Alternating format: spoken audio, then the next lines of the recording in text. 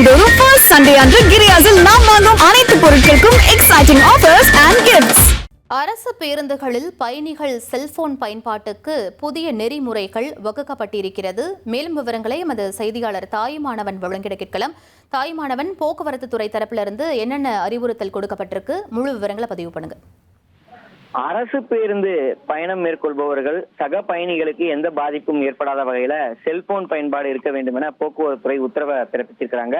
போக்குவரத்து துறையின் தரப்புல இது தொடர்பாக விரிவான நெறிமுறைகள் என்பது வெளியிடப்பட்டிருக்கிறது. குறிப்பா சக பயணிகளுக்கு எந்த பாதிப்பும் ஏற்படாத வகையில விழிப்புணர்வு ஸ்டிக்கர்களையும் பேருந்துகள்ல ஒட்ட வேண்டும் என போக்குவரத்துறை செயலாளர் நிர்மல்ராஜ் இது தொடர்பாக அனைத்து போக்குவரத்து கழகங்களுக்கும் உத்தரவை வழங்கியிருக்கிறாரு.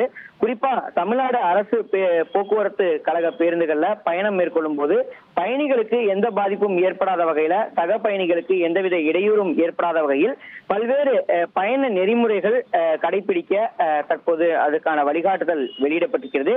மோட்டார் வாகன ஒழுங்குமுறை 2017 விதிகளின் அடிப்படையில வாகனத்துல உரத்த ஒலியில இசை ஒலிக்கப்படாமல் இருப்பதை ஓட்டுநர் உறுதி செய்ய வேண்டும் என்பதை இதன் மூலமாக சுட்டிக்காட்டிருக்கிறாரு. அது மட்டும் இல்லாம தமிழ்நாடு மோட்டார் வாகனங்கள் விதிகள் 1989 228 அடிப்படையில பயணிகளுக்கு இடையூறு அல்லது சிரமத்தை ஏற்படுத்தக்கூடிய எந்த ஒரு செயலும் முறைகேடாக கருதப்படும். எனவே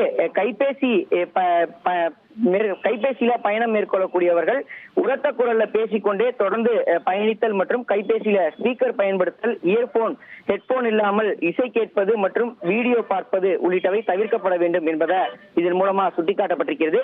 அது மட்டும் இல்லாம ப்ளூடூத் அல்லது இயர்போன் ஹெட்போன் பயன்படுத்தி சக பயணிகளுக்கு எந்தவித இடையூறும் இல்லாமலும் பயணிகள் கைபேசி உபயோகம் என்பது இருக்க வேண்டும் என வழிகாட்டுதல்கள் வழங்கப்பட்டிருக்கிறது. மேலும் இது தொடர்பாக வரக்கூடிய பயணிகளுக்கு விழிப்புணர்வை ஏற்படுத்தக்கூடிய வகையில் பேருந்துடைய முன் பகுதி மற்றும் நடுப்பகுதி மற்றும் பின்பகுதிகளில் இது தொடர்பான ஸ்டிக்கர்களை ஒட்ட வேண்டும் எனவும் அனைத்து மண்டல போக்குவரத்து கழகத்துடைய அதிகாரிகளுக்கும் போக்குவரத்துறை செயலாளர் நிர்மல்ராஜ் இது தொடர்பான உத்தரவை வழங்கியிருக்கிறாரு.